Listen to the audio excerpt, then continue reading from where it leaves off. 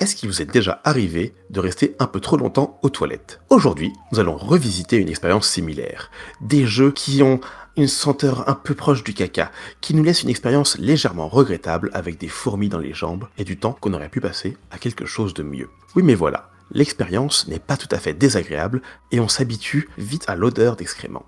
Aujourd'hui, c'est un épisode pot-pourri, un peu pourri, sur nos madeleines de prout, ces jeux pas terribles, auxquels on a joué un peu trop. Je vous rappelle que ce podcast n'a pas de régularité, donc si vous ne voulez pas rater le prochain épisode, vous pouvez vous abonner. Également, si vous êtes développeur, vous pouvez nous contacter si vous voulez participer, vous avez des choses à dire, quel que soit le sujet. Contactez-nous à menupausepodcast@gmail.com. On prévoit bientôt un nouvel épisode sur Expédition 33. Ok, alors j'ai une idée de jeu vidéo, mais attention, The Concept. Encore du travail? La vie, c'est pas un jeu vidéo, hein. Des dizaines de milliers de jeunes passent plusieurs heures par jour à tripoter leur console. Risque pas de louper ça. Je vais même amener des copains. Un concept de jeu vidéo de folie, mieux que Tomb Raider, Metal Gear et Tekken réunis. Bon, ça a peut-être bugué 2 ou 3 fois, mais c'est parti. Bonjour les amis, comment est-ce que vous allez? Hello.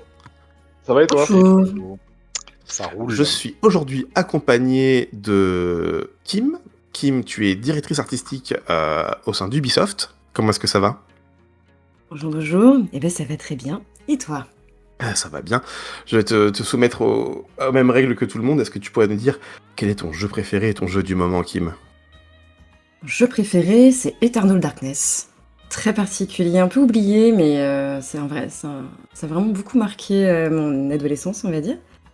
Mon jeu du moment, c'est Kingdom Come Deliverance 2, que je ponce, et j'espère vraiment voir le bout un jour, parce qu'il est riche, c'est son fin. Et avec nous, on a également donc Zach. Zach, la dernière fois qu'on t'a eu, tu étais narrative designer à Ubisoft et ton jeu préféré était Outer Wilds et tu jouais à Peak. Est-ce que ça a changé? Alors, je joue encore un petit peu à Peak. Outer Wilds, c'est toujours là. En ce moment, je repris Monster Hunter Wilds, mon grand amour et mon probablement numéro 1 ex aequo dans mes jeux préférés. Parce qu'ils ont fait une grosse update et c'était cool. Et également avec nous de retour, Julien, level designer à Ubisoft. Ton jeu préféré, c'était aussi Outer Wilds, mais t'étais sur Control en ce moment.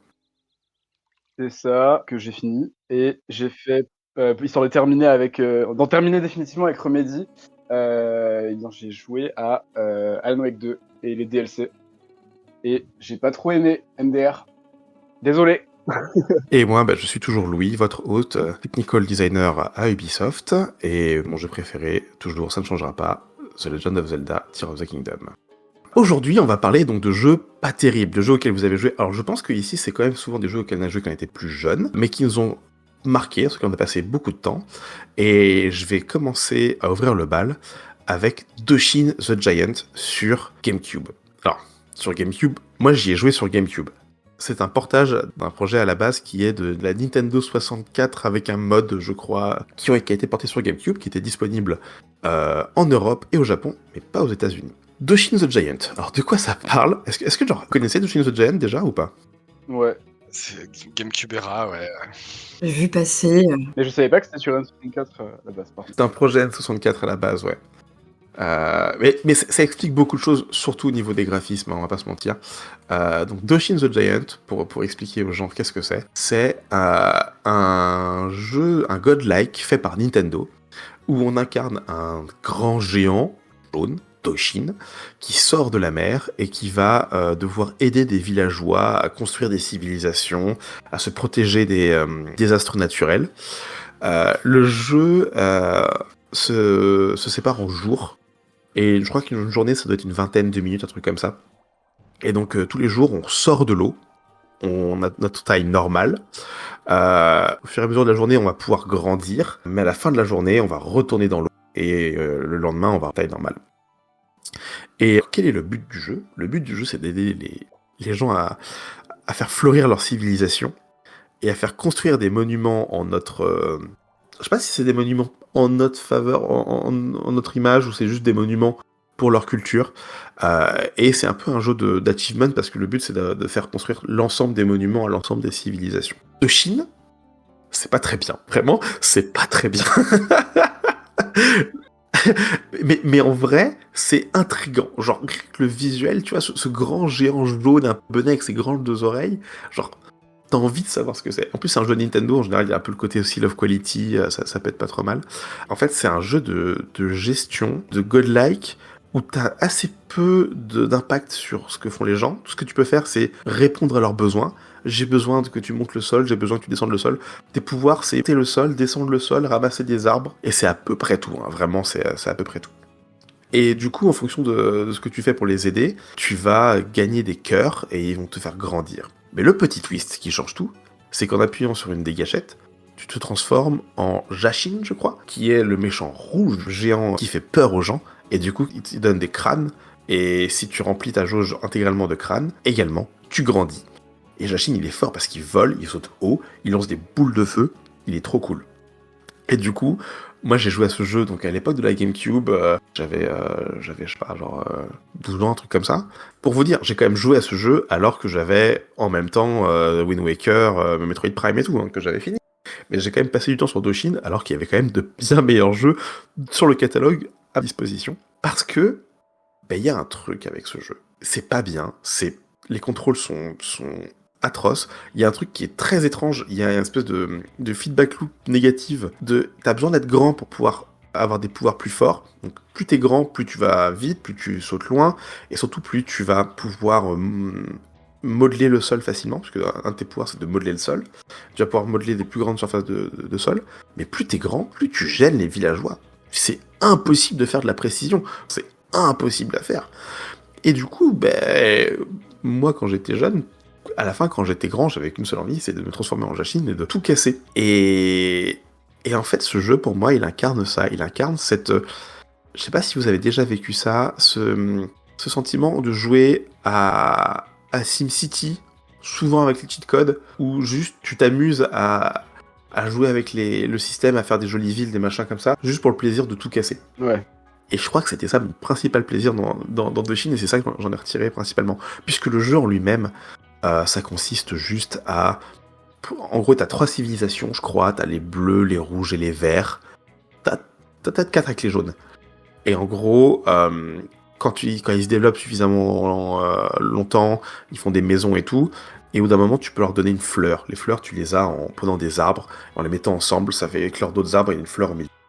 Et quand ils te réclament une fleur, tu leur apportes la fleur, selon les gens qui construisent les monuments, avec la fleur qu'ils vont mettre dessus, ça va faire un monument différent. Donc, les rouges, ils vont faire un monument bien particulier, mais si tu mélanges les rouges et les bleus, ils vont faire le monument rouge-bleu. Puis si tu rajoutes les verts, ça fait le rouge-bleu-vert, etc. C'est pas très fun comme objectif en vrai, parce que c'est à peu près la même chose qu'il faut faire à chaque fois, avec des techniques pour mettre un villageois d'une couleur et le retirer, quoi. L'objectif en soi, je le trouve pas très très fun. Sachant que j'ai pas fini le jeu quand j'étais petit, que je viens de garder la fin par curiosité, et que la fin du jeu est... Je sais pas si elle est décevante ou si elle est genre aussi étrange que le reste du jeu, puisqu'en fait, à la fin, t'as réussi, tu as aidé à s'épanouir. Ils construisent donc la tour de Babel. Tu spoil Doshin the Giant, là? Ah, je spoil Doshin the Giant. Parce que je comptais le faire, là, tu m'as trop donné envie, en fait. Donc, mais parce que je dis, genre, je crois que l'intérêt du jeu réside pas là-dedans. Mais surtout, genre, c'est incroyable parce que, genre, le jeu est un peu peaceful quand même, un peu, genre, une ambiance un peu atoll paradisiaque. Et à la fin, tu construis la tour de Babel, en fait, dans la cinématique.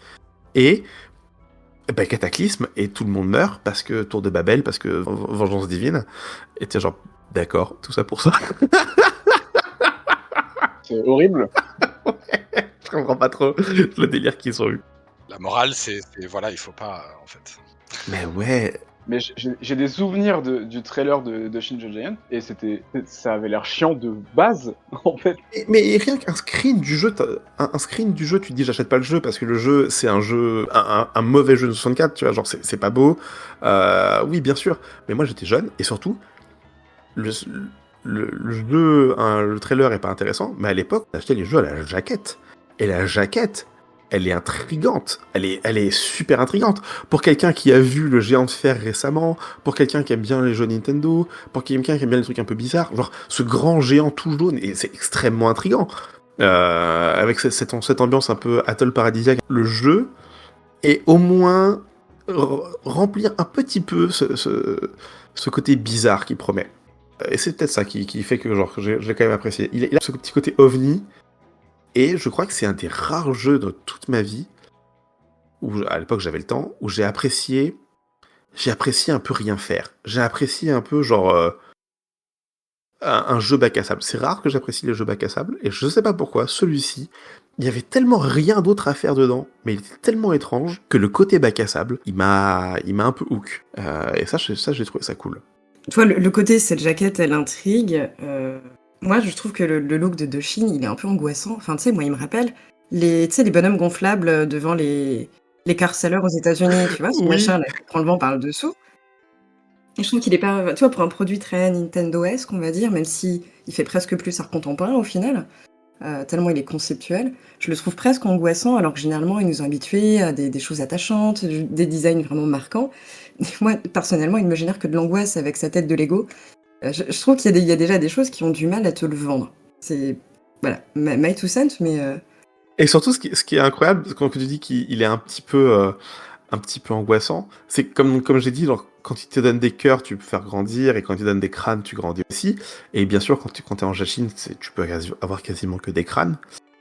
Mais quand t'es en Doshin, c'est pas parce que t'es en Doshin que tu vas avoir que des cœurs. Et genre, vraiment, j'ai déjà grandi avec des crânes, parce que j'étais tellement grand que j'écrasais les méchants des gens, sans faire exprès.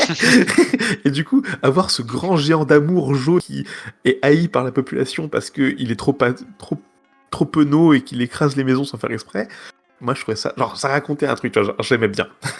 Après, j'ai envie de dire aussi, genre, sur la jaquette, il y a tout le gameplay. Et ça, c'est beau.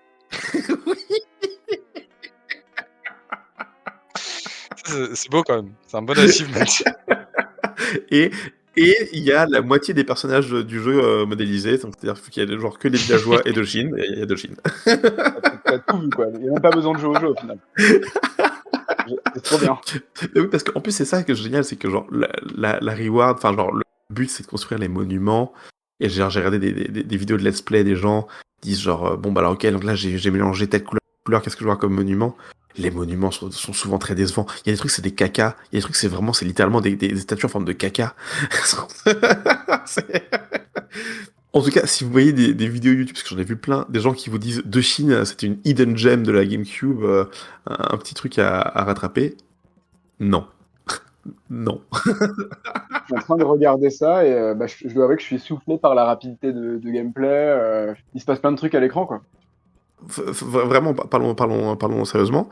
C'est le genre de jeu où je serais pas contre l'idée de faire jouer mon fils à ça parmi ses premiers jeux. Tu vois, le côté, c'est un jeu qui est lent, c'est un jeu qui est calme, c'est un jeu où il n'y a pas vraiment de danger et pas vraiment de challenge, puisque tu peux recommencer au pire de ta map, on s'en fiche, tu vois. Je trouve que pour un jeu bac à sable, pour un plus jeune public, je trouve que c'est pas si mal. Je trouve que c'est vraiment bien. En vrai, ouais, mais si tu remets dans le contexte, donc pour un enfant, j'avoue, ça peut être hyper cool parce que c'est pas stressant. C'est T'as une notion de bien et de mal. positif quand même majoritairement. Mais si tu te remets dans le contexte de quand tu l'as acheté, donc c'était 2001-2002 peut-être. Ouais, un truc comme ça, je pense. Ouais, non, mais oui, bien sûr que non. Non, mais je veux dire, il y a quand même un truc de. T'as mis. C'était quoi? C'était 50 balles à l'époque, un jeu GameCube, full price. T'achètes ça, pardon. T'as un peu le seum parce que. Autant un mauvais jeu où il se passe des trucs, tu te dis vas-y je le termine, même si c'est pas très bon, au moins j'ai l'impression qu'il se passe des trucs. Là, il y a quand même un côté concept. Si t'adhères pas, et en plus que c'est mou, t'as l'impression vraiment d'avoir flingué 50 balles, quoi. Eh ben, tu sais quoi, je vais te sortir une anecdote parce que à base je pensais pas parler de ce jeu-là parce que le but c'est de parler des jeux qu'on a quand même joué, c'est un peu légèrement positif. Il y a 2 jeux que j'ai achetés sur GameCube. On va dire que j'ai torché en mode genre bon bah ok voilà. Il y a Doshin, mais Doshin j'y ai joué quand même assez longtemps et ça m'a laissé un souvenir genre assez cool de cette session chill. Et il y a Wario World. Wario World qui est bien noté, qui est un jeu avec un gameplay genre il y a un level design, enfin voilà quoi, c'est un jeu Nintendo, mais que j'ai torché en 6 heures, je pense, un truc comme ça. Le 100% il est extrêmement rapide, enfin genre le jeu représente aucune difficulté et du coup j'ai eu plus le sentiment de m'être fait arnaquer en achetant Wario World, un jeu classique mais qui était trop facile et trop court, que Chine, qui était une expérience genre, j'ai acheté ça à la jaquette en mode genre ça a l'air chelou, et c'était chelou, et j'ai passé du temps dessus, et j'ai eu ce que je pensais acheter, quoi. Un truc Ouais, pas je très bien, comprends. mais cool. Ok. Et sur ce, je propose qu'on passe directement au jeu d'après, parce que là, vraiment, il y a quelqu'un qui va devoir fournir des explications. J'ai vu des pubs tourner pour ce jeu en boucle sur Game One ou autre, en me disant que la target audience ne pouvait pas être autre chose qu'un adolescent mâle libidineux. Kim, pourquoi est-ce que tu aimes Dead or Alive Extreme Volleyball? Alors, comment dire? Faut savoir que moi déjà, je suis une grosse fan de Dead or Alive, le jeu de combat. Pas forcément pour ses héroïnes, mais c'est un système de combat qui était assez unique, puis les graphismes étaient quand même poussés pour l'époque quand c'est sorti. Des WoA2 excellents, tu vois. Donc c'est vrai que d'avoir... en plus, moi je suis le genre de personne qui s'attache au lore même dans les jeux de combat. Et bon, voilà, allez savoir pourquoi. Du coup, quand ils ont annoncé qu'il y avait cette version Extreme Beach Volley, moi je l'ai pris second degré. Je me suis dit, là, c'est le nanar du Dead or Alive. Parce que sinon, la licence Dead or Alive en soi, elle est très sérieuse. Il y a vraiment une histoire, une aventure, des rivalités avec les ninjas, tout ça. Et là, je me suis dit, ok, là, on lève le pied, on va rigoler.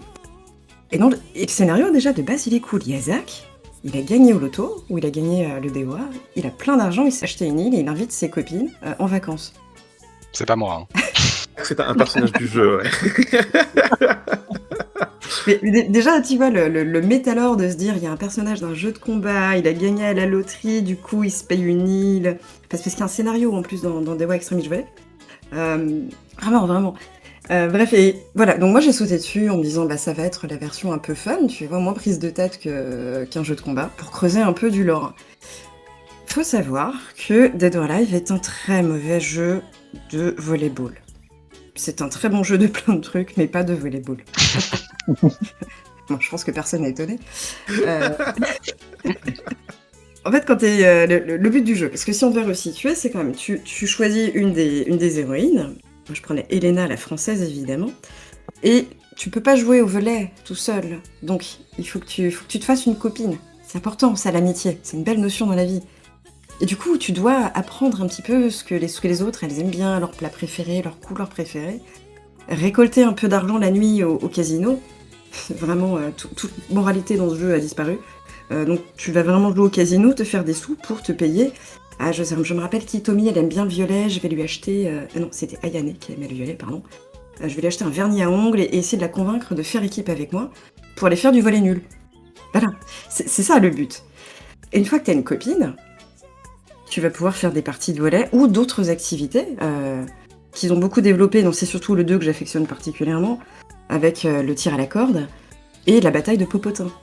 Ah, la fameuse bataille de Popotin. La bataille de Popotin, qui est très technique du coup comme jeu. C'est quoi le gameplay de ça?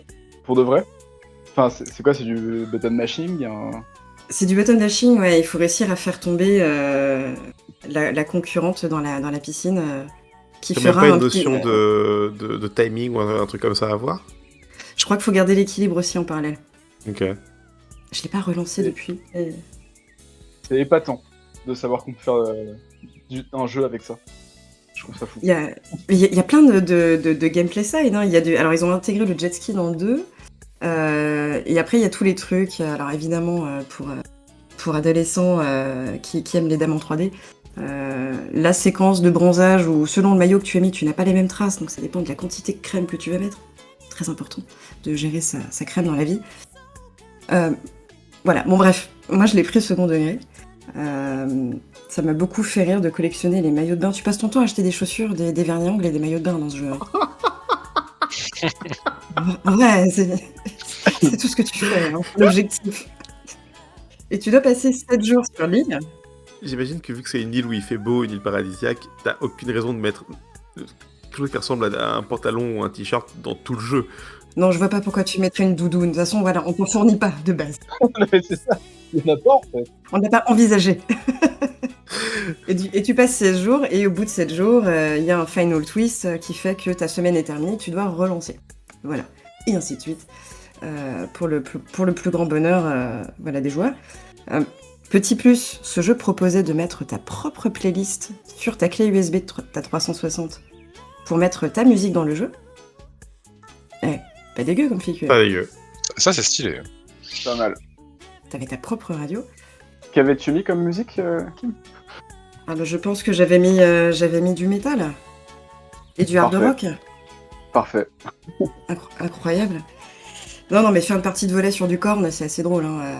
Mais ça dure combien de temps du coup, 7 jours là? Tu dis genre, en gros, là, une run, ça dure combien de temps, ça à peu près? Je sais pas, ça va faire 3-4 heures, je pense. Ça peut aller vite hein, si t'es bon pour cerner les goûts de la copine que tu veux te faire, puis tu finis par les apprendre. Et du coup, t'as une replayability de dire genre maintenant je veux jouer une autre fille et je veux être ami avec une autre fille et découvrir tous les cadeaux de toutes les filles, etc. Exactement. Alors les magasins sont blindés. On se croirait à Dubaï. Hein. Alors, ils ont une quantité d'accessoires démente. Et sachant qu'elles n'ont absolument pas de gameplay exotique, les filles. Hein. Je sais pas si c'est pas bon. C'est vraiment que la plastique qui change. Oui. Le plastique, du coup. Wow. Et alors, si vous voulez un autre détail, faut savoir que quand tu marques le point à la partie de volleyball, le replay du marquage du point, tu as la free cam. Si tu n'as pas marqué le point, tu n'as pas la free cam. Est-ce que c'est pas un beau cadeau, ça? D'accord, ok. Un grosse reward. Écoute, t'as envie d'avoir la pré-gamme. Parce que, alors, pour ceux qui connaissent pas Dead or Alive, donc la licence de jeu de baston, il faut quand même rappeler que c'est le premier jeu, je crois, qui avait développé une boobs physique. Donc vraiment, il y a une physique propre qui a été développée pour les seins dans le jeu de combat Dead or Alive, et j'imagine que c'était bien sûr de retour. Avec des graphismes évidemment poussés, hein, parce qu'il y avait un argument marketing derrière. Ça a été repris par pas mal de trucs après derrière, les Soul Calibur et tout ça. Ça en avait aussi. Mais effectivement, Dead or Alive, c'était le premier. Et du coup, toi, c'est vraiment plus le côté genre dating sim, tranche de vie qui t'a fait kiffer, Kim? Ouais, vraiment, c'était tellement décalé, surtout de ce que le marché proposait à ce moment-là. Tout était très sérieux, t'avais plein de jeux épiques et tout, et t'as cet ovni qui est arrivé, qui avait aucun sens. Et alors, pour l'anecdote, quand j'avais demandé à mon anniversaire une Xbox 360, et mes parents m'avaient dit, très bien, bah, tu peux prendre 2 jeux avec, comme ça. Ils s'étaient acheté du temps, hein. Et j'en avais choisi 2, donc mon père m'emmène au magasin, et donc je prends Dead Rising et Dead or Alive Extreme Beach Volley, donc le 2. On est en 2006, un truc comme ça. Et bah du coup, l'argument, bah, on l'installe à la maison sur la grande télé du salon, puis je leur dis que l'argument pour avoir la console, c'était quand même, bah, c'est la dernière qui est sortie, vous allez voir des graphismes à couper le souffle, la nouvelle technologie. Tu sais, hein, tu passes l'huile hein, quand même pour être sûr que ça fonctionne. Et du coup, bon bah vas-y, bah, maintenant qu'elle est installée, bah vas-y, lance tes jeux, qu'on regarde. Et alors je commence par Dead Rising. Évidemment. Ouais, voilà. Et moi, je l'attendais à fond. Et je t'avoue qu'au bout de 20 minutes, mes parents étaient là. Bon, alors, c'est affreux. Si seulement ils savaient que c'était pas le pire. Pour voir du sang et des zombies se faire tuer par des boules de billard. Super. C'est ça, c'était affreux, c'était gore et tout. Ils disaient, bon, bah t'as qu'à mettre l'autre. Je fais, bah avec plaisir. J'invite tout le monde à aller revoir la scène d'intro de 4 minutes de DO Extreme Beach Volley 2. Mes parents m'ont regardé très très bizarrement. Genre, est-ce que t'as un truc à nous dire?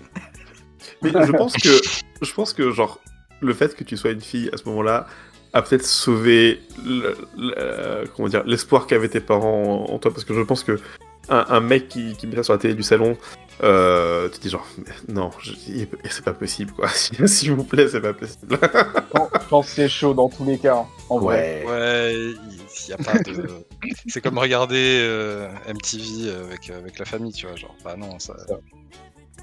Mais alors du coup, moi j'ai une vraie question là-dessus, Kim. Est-ce que tu penses que ça t'a construit un peu, alors une notion du beau et du corps féminin pour quelqu'un qui est adolescent qui joue à ça, mais même genre dans ta direction artistique, dans ta façon d'appréhender rien que le chara design, etc. Genre ça t'a inspiré un peu Dead or Alive ou pas? Heureusement non.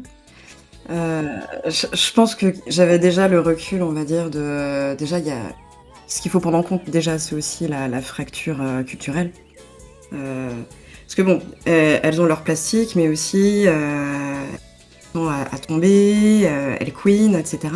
Donc c'est quand même des standards, des fantasmes qui sont très japonais dans l'image de la femme, hein, faut pas se leurrer.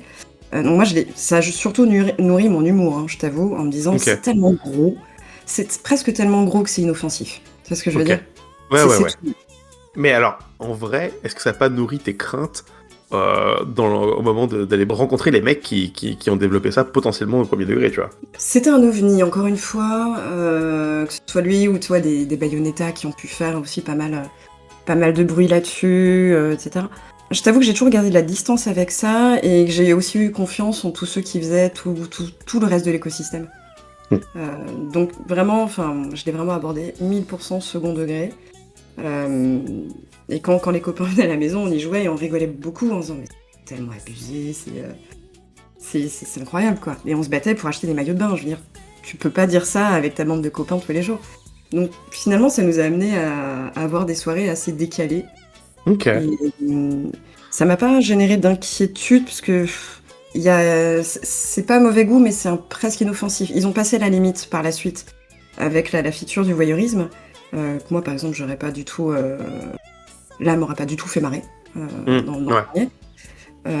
Mais pour la partie, on fait du volleyball avec des gens qui d'habitude très sérieusement se tapent dessus. Moi, je trouvais que c'était un contre-pied hyper drôle et un gros pourquoi pas finalement, tu vois. Ok.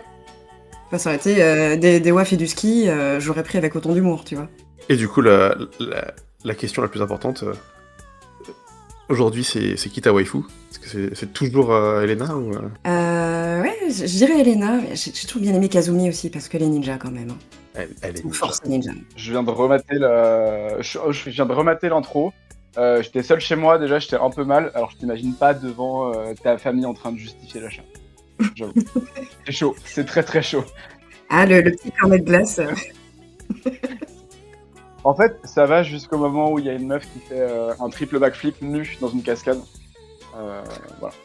Là, c'est plus justifiable. Tu peux plus dealer. Qu'est-ce qui a justifié? Ça se justifie tout seul. Alors, c'est bon. C'est apothéose. Mais c'est un ninja.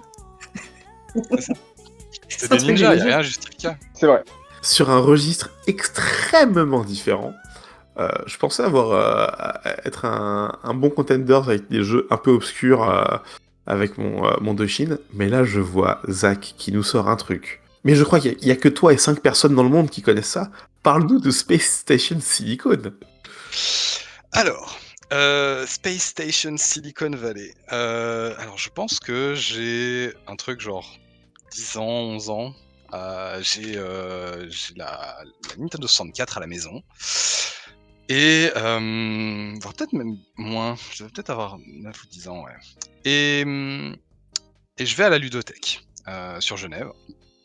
Et je tombe là-dessus. Je vois ce jeu avec sur la jaquette, il y a plein de petits animaux un peu robotiques et tout. Je fais aucune idée de ce que c'est de la Silicon Valley à cet âge-là. Je le prends, je l'emprunte et je mets la cartouche dans la 64 en rentrant et je lance le jeu et je tombe sur cette intro. Mais je m'en rappelle encore. Tu commences sur une espèce de news report complètement psychédélique. Ça n'aurait absolument rien à envier à Idiocratie. Un genre de mix entre Cartoon Network et le vrai JT en vrai. Et du coup, tu commences, t'es dans un vaisseau. Il y a une espèce de vieux gars avec son robot qui sont dans leur navette dans l'espace et qui se dirigent vers la Terre. Il y a un astéroïde avec un écriteau qui pointe vers la Terre. Donc voilà, on est vraiment sur de l'humour Z degré avec une bonne influence. Le vaisseau se crache sur cette station parce que le robot et le gars dans la navette s'engueulent et se mettent des baffes. Et qu'à un moment, le robot met une baffe trop fort au gars et l'assomme.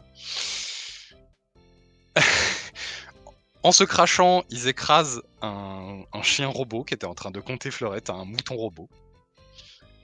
Et le robot, paniqué, tente de s'éjecter du vaisseau, voit son corps s'écraser contre la vitre, qui du coup donne sur l'espace. mais bon, il n'y a pas de vide spatial, on s'en fiche. Et du coup, sa puce de contrôle se retrouve coincée sur la station, mais il n'a plus de corps. Du coup, notre personnage dans ce jeu qu'on joue, c'est une puce de contrôle qui se déplace un petit peu comme une araignée. Vous voyez, c'est cette espèce de chipset, la barre de RAM avec tous les trucs derrière, sur le côté. C'est ça notre personnage. Et tout le gameplay du jeu, c'est d'aller se caler sur des animaux mécaniques morts pour en prendre le contrôle et après se balader dans des micro-open world. C'est un collectathon un peu, c'est ça? C'est un peu un collectathon, mais aussi c'est vraiment des micro-open world dans lesquels tu as des objectifs un peu de checklist à faire. Du genre, tu joues le chien et il faut que tu ailles récupérer 4 moutons et les mettre dans l'enclos. Ou tu joues une hyène et il faut que tu ailles tabasser un lion et le ramener, ramener son cadavre sur le téléporteur. Et chaque animal a des 3C complètement différents. Il y en a qui peuvent sauter, il y en a qui peuvent pas sauter, il y en a qui peuvent dasher, il y en a qui peuvent mordre, il y en a qui peuvent faire de la musique. Je me rappelle particulièrement des hyènes qui tabassent les ennemis en rigolant. Et qui font une espèce d'AOE autour d'elle quand elle rigole, qui fait des dégâts aux autres animaux, parce qu'effectivement tu peux tabasser les autres animaux pour les tuer, pour pouvoir en prendre le contrôle derrière. Voilà. C'est Space Station Silicon Valley. Moi, ma première remarque, c'est... mais en fait, Mario Odyssey n'a rien inventé. Ouais, il y a un peu ça. Il y a beaucoup de génie. Il y a beaucoup de génie dans ce jeu. Alors le jeu est moche. Bon, c'est période 64, donc maintenant faut se remettre dans le contexte. Ça va. Ça se rapproche un peu d'un Banjo-Kazooie sur les textures de sol et d'arbres. Ouais, c'est ça. Comme ça. Ouais, ça va. Je suis impressionné par la texture de fourrure, enfin le shader de la fourrure du mouton, qui est un espèce de truc métallique avec un shader qui va genre faire une normale dynamique qui va changer pour faire un espèce d'effet nuageux sur son corps. C'est très étrange. Ça m'hypnotise. Ouais. Donc voilà, ce jeu est très riche. Il y a plein de micro-gameplay. C'est très intéressant. Ils ont, par exemple, avec la souris qu'on a très tôt, on peut plus sauter dès qu'on la chope. On la chope dans le 2e ou 3e niveau, je sais plus. Et du coup, le gameplay, ça devient elle a des roues et elle peut accélérer. Et donc du coup, le gameplay, ça devient de prendre des plateformes pour pouvoir sauter sur d'autres plateformes. Et on a des changements d'échelle comme ça qui changent complètement notre perception de l'environnement. Des fois, il faut changer du coup de prendre la souris pour passer un obstacle. Après, il faut descendre, prendre l'ours polaire pour pouvoir détruire un autre, etc. Donc c'est un jeu qui est très riche en variété de gameplay, qui a des puzzles qui sont pas déconnants et voilà, dont la variété, on va dire, fait sa richesse. Mais bon, le jeu ne se prend pas au sérieux une seule seconde. Clairement, les gens qui ont développé ça étaient sous crack, c'est pas possible. Et voilà. Donc je pense que c'est pour ça que c'est un peu un jeu de merde. Pas juste parce qu'il y a personne qui y a joué sur cette planète. Tu estimerais que c'est quand même genre un jeu, genre un assez mauvais jeu, ou juste un bon jeu qui est pas assez connu, tu vois? Est-ce que genre c'est quand même désagréable à jouer? Dans mes souvenirs, je pense que j'ai passé un bon moment dessus. C'était fun, c'était marrant. Mais ça devient répétitif et la progression est très lente, les missions sont très arbitraires, le level design n'est pas ouf. On est, vu qu'il y a beaucoup de 3C différents, il y a des moments où tu vas essayer de passer un obstacle avec un saut. Et tu vas pas y arriver parce que cet animal-là, il saute pas assez haut, mais t'as aucun feedback pour te le dire. Au final, les mécaniques sont, vu qu'il y a énormément d'animaux, faut aussi que tu te rappelles un peu tout ce qu'ils font. Ils ont que 2 trucs, que deux capacités, parce que t'as le bouton A et le bouton B que du coup tu peux utiliser pour faire des capacités avec. Le jeu est, comme je disais, pas nécessairement mauvais par essence. Je pense qu'effectivement c'est un jeu qui aurait pu avoir un petit peu de traction médiatique s'il avait eu la puissance d'un Nintendo derrière. Je crois que c'est Take-Two Interactive qui a édité ce jeu. Mais je crois qu'ils y croyaient pas parce que j'ai jamais vu une seule pub et je l'ai pas vu dans beaucoup de bibliothèques. Comment tu t'es retrouvé à acheter ce jeu du coup? Et je l'ai pas acheté, je l'ai emprunté dans une médiathèque. Et genre c'était la jaquette quoi qui t'avait un peu marqué. Ouais, c'est ça. Genre la jaquette avec les animaux un peu métalliques. J'étais très sur les animaux quand j'étais gamin. Et c'était rigolo. Puis j'étais sur la grosse phase Pokémon et tout ça. Il y a un peu ce côté-là aussi où tu peux du coup jouer les bestioles. Mais je me rappelle pas avoir passé un mauvais moment sur le jeu. Il y a des frustrations comme sur tous les jeux, mais je pense que là, rétrospectivement, je pense qu'il a des gros défauts. Mais je pense pas que ce soit un jeu sur lequel on puisse vraiment y jouer premier degré. Voilà, on y joue forcément avec un peu d'autodérision, comme les devs certainement ça avec beaucoup d'autodérision. Et il semble que le jeu est donc du coup fortement marqué et inspiré les développeurs de Mario. Mais est-ce que toi aussi ça t'a marqué et inspiré? Est-ce qu'il y a des trucs que t'as réintégré plus tard dans des designs, des choses comme ça ou pas? Que j'ai intégré moi dans des designs, je pense que il y a un peu c'est un rêve fiévreux ce jeu. Et je pense que quand j'y ai joué, ça a vraiment spark un truc du genre waouh, on peut vraiment faire n'importe quoi dans le jeu vidéo. Et je pense que j'ai un peu gardé ça en moi. J'aime bien proposer des trucs un peu out of the box pour voilà chercher des idées un petit peu qui ont l'air farfelues. Et je pense que c'est aussi un jeu qui aide à réfléchir sous un autre angle. Parce qu'en fait, à chaque fois qu'on change de bestiole, on est obligé de changer, on change complètement de set, et on change la façon d'appréhender le monde. Et il y a un peu ce côté-là que j'ai gardé. Rien que un jeu de plateforme où t'as un personnage qui peut pas sauter, c'était pas la première fois que ça a été fait, mais à l'époque c'était un concept qui était pas courant. Ouais, je me rappelle en cours de design d'avoir un prof qui parlait de quand il a dû bosser sur le jeu Wall-E et que justement la licence disait bah non, Wall-E il peut pas sauter, du coup on a dû réfléchir à des trucs et moi j'étais en mode ouais, j'ai déjà vu. mais enfin voilà, c'est intéressant. Si un jour vous voulez sortir un émulateur et y jouer, je vous le recommande. Franchement ça me donne plutôt envie hein. Visuellement, même juste... non mais Prom Dog, visuellement, genre je sais pas, Enter the Gungeon, c'est une époque qui me botte bien visuellement et je sais pas, je retrouve des trucs qu'il y a dans des jeux phares de la console. Donc même si le gameplay a pas l'air incroyable, ça a l'air suffisamment varié pour que ce soit au minimum un peu attachant quoi. Ouais, puis ça ressemble vraiment genre à un bon jeu de médiathèque. Alors je sais pas ce que ça veut dire, mais tu sais genre un jeu genre que t'empruntes du coup qui est pas si long que ça parce que tu veux pas une expérience de 80 heures, mais qui t'offre des idées et un contenu intéressant pour quelques heures quoi, clairement. Tu parlais pour les enfants, je pense que c'est un bon jeu pour enfants. Les contrôles sont simples, même s'ils changent beaucoup et souvent. À l'époque, on avait du temps, on n'avait pas beaucoup de jeux, donc tu persévères un petit peu sur le jeu, et il est pas très dur. Il est pas très dur comme jeu. Là, tu parles du fait de pouvoir y faire jouer un enfant, mais il y a quand même le truc que tu racontais, Ag, si tu veux incarner un animal, il faut d'abord que tu le tues. Oui, mais c'est des robots.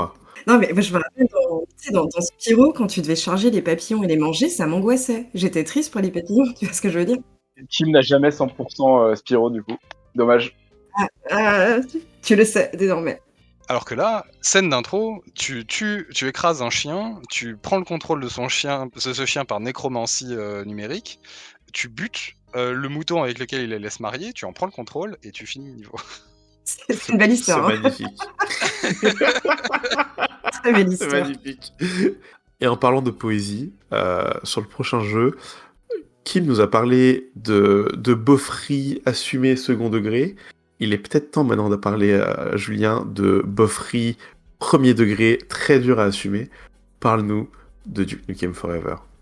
En vrai, je me suis foutu dans une sacrée merde parce que je sais pas comment en parler sans que les gens pensent que je suis un énorme beauf. Ce qui est peut-être vrai au final. Du coup, en vrai, ce que je vous propose, c'est que j'ai la jaquette avec moi et je vais vous lire le dos de la jaquette. Comme ça vous met sur un... on se met dans une ambiance propice au jeu, au final. Donc ça commence par « Viens prendre ta dose ». Donc, de quoi, je ne sais pas, mais on va le découvrir, j'imagine. Donc, le roi est de retour. Bon, ça, on sait, c'est Duke Nukem, donc c'est le King of the Hill. Alors, armé, chargé à bloc et prêt à en découdre, Duke Nukem, pardon, c'est du fun à l'état pur, avec fun en majuscule. Ils ont bien mis en exergue le mot fun. Des hordes d'aliens volent les gonzesses de la planète Terre. Ça, c'est déjà ça. On sent que ça va bien partir. Mais rien ne peut séparer Duke de ses nanas. Voilà, donc baston épique, grosse artillerie et explosion titanesque. Oui, vulgaire, insensible et agressif, carrément. Préparez-vous à vivre des moments blindés de testostérone. Avec en Peggy, violence, drogue, langage grossier, jeu de hasard. Est-ce que je vous ai bien vendu ce jeu ou pas? Il y a pas de nudité? Et non. Non, il y a pas nudité parce que effectivement les meufs sont en soutien-gorge et petits shorts, effectivement. Mais ils ont osé écrire testostérone sur une jaquette, quoi. Non, mais c'est le seul mot qui t'a choqué, Kimi? Juste gonzesse et nana en 2 lignes. Ouais, ça partait mal, mais je veux dire, on te le vend sur le... mal, en fait. Ça, c'est pour les bonhommes, hein. Ah. Non, c'est terrible. La jaquette donne pas envie. Pourquoi j'aime bien le jeu, je sais pas. Voilà. Maintenant, je dois vous dire pourquoi. Est-ce que tu l'as acheté par curiosité morbide pour te dire, genre, pour voir ce que ça donnait après tous ces temps de développement? Alors, non, pas spécialement. En fait, bon, évidemment, il y a le côté arlésienne. Je crois que le jeu, ils ont mis Duke Nukem 3D, il est sorti en 97 ou 18, il me semble. Donc, il y a eu plus de 10 ans de développement et de questionnement et de reboot sur ce putain de jeu. Mais je l'ai acheté parce qu'en fait, moi, à la base, j'aime bien Duke Nukem 3D. C'est étrangement un des jeux de mon enfance. Voilà, mon père, je regardais mon père jouer à Duke Nukem 3D quand j'avais 4 ans. Ce qui n'est pas une très bonne chose au final. Hein. Quand on connaît le jeu, évidemment, c'est hyper beauf. Il y a un traitement des femmes qui est vraiment pas top, mais c'est un bon FPS. Donc voilà, et je pense que bon, voilà, c'est 98. Donc évidemment, c'était une autre époque. C'était 96, 15 ans après Forever. Donc en fait, je l'ai acheté un peu pour ces deux raisons. Parce qu'en fait, Duke Nukem 3D, si on outrepasse le fait que... si on passe au-dessus du fait que c'est un vrai jeu de beauf et qu'il y a plein de trucs débiles dedans, ça reste quand même un très bon FPS, autant en termes de level design que de gameplay. Le gun feel est assez cool, il y a des tonnes d'armes. Le level design, c'était déjà des espèces de niveaux un peu ouverts avec pas mal de passages différents à débloquer. Donc il y avait déjà une espèce de... C'était pas vraiment un immersive sim, mais on se rapprochait presque d'un Dishonored avec des... Voilà, je peux prendre le lance-roquette si je l'ai trouvé, je peux faire péter la porte d'entrée du cinéma dans le premier niveau plutôt que de devoir faire le tour. Voilà, il y avait déjà des petits trucs assez cool et assez ouverts dans le level design. Mais en fait, j'avais envie de savoir ce qui était devenu de cette licence que j'aime bien. Et ma réponse, c'est que c'est pas grand-chose. Est-ce que Duke Nukem Forever est aussi beauf que Duke Nukem 3D? Ah mais il lui met il le satellise. Et est-ce qu'il est un aussi bon FPS que Duke Nukem 3D? Pas du tout. Non, en fait, en fait, c'est pas un mauvais jeu parce qu'il a de ça, qu'il est assez varié en termes de gameplay. Il y a pas mal de petits trucs assez rigolos, un peu exotiques. Bon, on sent que c'est globalement plus sur la première partie du jeu parce que la fin, voilà, il était un peu en galère, donc j'imagine que il devait faire vite. Mais globalement, le jeu, il est assez mou, il se rapproche vachement... il est vachement simplifié, on peut porter que 2 armes en même temps. Le gun feel, il est pas hyper intéressant, les armes sont pas vraiment folles. Donc, en plus, il est pas très long, mais il est assez rythmé, malgré tout. Il se passe quand même pas mal de trucs, mais voilà, c'est pas vraiment un bon jeu, quoi. Mais voilà, il est varié. Donc bon. Cette période maudite post-Call of Duty où tous les jeux se sont dit, genre, maintenant, on va autoriser à porter 2 armes en même temps sur tous les FPS. Et je sais même pas pourquoi c'est dans Duke Nukem, en fait, parce que c'était pas ça vraiment le délire Duke Nukem à la base, enfin 3D du moins. Justement, il jouait vachement sur le fait que les armes, en plus d'avoir d'avoir un cool gun feel, il y avait des effets qui étaient amusants. Donc, c'est pour faire péter des murs, tu pouvais rapetisser les ennemis, tu pouvais même freezer des ennemis pour qu'ils deviennent des glaçons et genre leur mettre des gros coups de pied dans la tronche pour qu'ils explosent. Enfin, il y a quasiment pas ça en fait dans Duke Nukem Forever de souvenir. Donc c'est pas une très bonne adaptation, c'est pas une bonne suite, mais il y a un truc assez léger qui fait que c'est rigolo de parcourir le jeu. Mais si on arrive à être à ouvrir ses chakras, quoi. Faut vraiment accepter que c'est pas ouf et que on va voir des trucs qu'on n'a pas forcément envie de voir. Par ça, je veux dire un niveau entier où il y a même pas de combat, où on est dans un sex club, un club de striptease et on doit trouver et rapporter des objets pour aider les femmes à faire ce qu'elles doivent faire. Voilà. Donc vraiment, c'est pas ouf du tout. C'est un truc qui m'a marqué quand j'ai regardé le let's play de Nukem Forever. Et j'ai l'impression qu'il y a quand même beaucoup surtout au début, beaucoup de passages sans combat. Et genre, tu mets longtemps avant d'avoir des vrais gunfights. C'est vrai, juste l'intro, il y a pas mal de réal. En plus, il y a une espèce de mise en abîme parce que. Est-ce que tu veux parler de cette intro, de nous raconter pas exactement, parce que genre surtout une fois qu'il pose la manette, enfin que la balance, genre c'est une beaufrie sans nom. Bah écoute, t'as l'air hyper bien lancé. Pourquoi je me mettrais dans la sauce? Donc les forces de police sont en train de se battre contre un énorme alien sur un stade que tu vas combattre. Tu mets super longtemps, j'ai l'impression, pour arriver face au boss. Face au boss, t'as une arme qui tire des roquettes toutes droites et ça a pas l'air d'être extrêmement intéressant, mais voilà. Mais ça reste un gunfight. Et puis quand tu le tues, tu te rends compte qu'effectivement, tu étais en train de jouer au jeu de Nukem Forever, au jeu du Duke, et tu poses la manette, et deux filles qui étaient à genoux se redressent. Clairement, genre, c'est même pas sous-entendu, elles étaient très clairement en train de te faire une fellation, et demande si c'était bien, et tu dis genre, ouais, et le jeu, oh, c'était bien aussi. Enfin voilà, c'est vraiment genre, c'est ce niveau-là. Ouais. Et au final, enfin ça, au début du jeu, tu le sais que ça va être ça, parce que la première interaction du jeu, c'est... T'as deux interactions, déjà, tu commences dans des chiottes. Quel jeu fait ça? Je ne sais pas. Mais la première interaction, c'est faire pipi. Bon, ça, il y a plein de jeux qui le font, c'est rigolo. Mais tu peux diriger ton jet, il me semble. Ça, tous les jeux le font pas, je crois bien. Et la deuxième interaction, c'est de pouvoir ramasser le caca des toilettes et le lancer sur des gens. Il y avait pas un achievement d'ailleurs pour ça? Très certainement. Bah, ils avaient que ça à foutre, alors du coup, j'imagine que oui, ils avaient pas un achievement. Plutôt que de faire des niveaux intéressants. J'ai envie de croire que ce jeu était trop beauf pour exister. Et que même tout le second degré de l'univers pouvait pas faire en sorte que ça se passe bien. Ouais, mais c'est ça qui fait un peu le charme du jeu aussi, c'est que, effectivement, le gameplay est pas hyper intéressant, mais c'est rigolo de ramasser son caca. Je sais pas. Non, mais je veux dire, j'ai pas fait ça pendant 15 minutes au début du jeu, mais en fait, c'est que du coup, t'as envie d'essayer d'interagir avec tout, et généralement, tu peux interagir avec pas mal de trucs. Il va se passer des trucs effectivement beaufs à chaque fois, mais ça fait un peu sourire, quoi. Ah, premier degré, moi, quand je l'ai acheté, parce que j'y ai joué aussi, j'étais chez des potes, on était 4 devant un jeu solo FPS, et je pense tu dis t'as pas passé 15 minutes, je pense qu'on a passé 15 minutes dans les toilettes. Hein. Bon bah, je suis pas le seul alors, ça va. Et du coup, est-ce que tu dirais que ce qui t'a le plus marqué en tant que designer, c'est ce florilège de interactions qui se renouvelle un peu à chaque fois? Ben, je pense que, en fait, c'est un jeu qui est généreux dans plein de trucs, mais c'est pas les bons trucs. Mais effectivement, les interactions, les références à la licence, les références à d'autres jeux, à des films, c'est ça qui fait que le jeu est pas si pourrave en fait, et que t'as envie d'avoir un peu d'affection malgré toutes les choses horribles que tu vois. Et effectivement, ça donne envie de faire des jeux qui est généreux en contenu, qui est généreux en, comme tu dis, en interaction, en petits trucs qui montrent que ça sent que les développeurs, ils en avaient ras le cul, mais ils ont voulu donner un petit peu d'amour là où ils pouvaient en fait. Généralement, les interactions, c'est des trucs où t'as pas besoin d'avoir l'avis de la terre entière dans une prod pour que ça passe. Donc c'est des trucs qu'ils ont dû faire dans leur coin un peu à l'arrache, et ça fourmille dans le jeu en fait. C'est rigolo. C'est comme si genre t'avais mis genre des hommes blancs dev un peu beaufs pendant 10 ans en dev, et tu leur dis genre vous avez 10 ans pour faire des easter eggs. Bah, c'est un peu ça. Et ils ont fait 3C de du Nukem un jour, c'est une game jam le truc, et pendant 9 ans ils ont fait des easter eggs avec du caca. Bah voilà, c'est comme ça qu'on fait des jeux vidéo les gars, c'est trop bien. Non, faites pas ça. Vraiment, faites pas ça. Tout à l'heure, on parlait de l'image de la femme et tout dans DOA. Là où je trouvais ça inoffensif, là, ça l'est clairement pas, tu vois. Non, ça l'est pas. Clairement, dans la dégradation en permanence.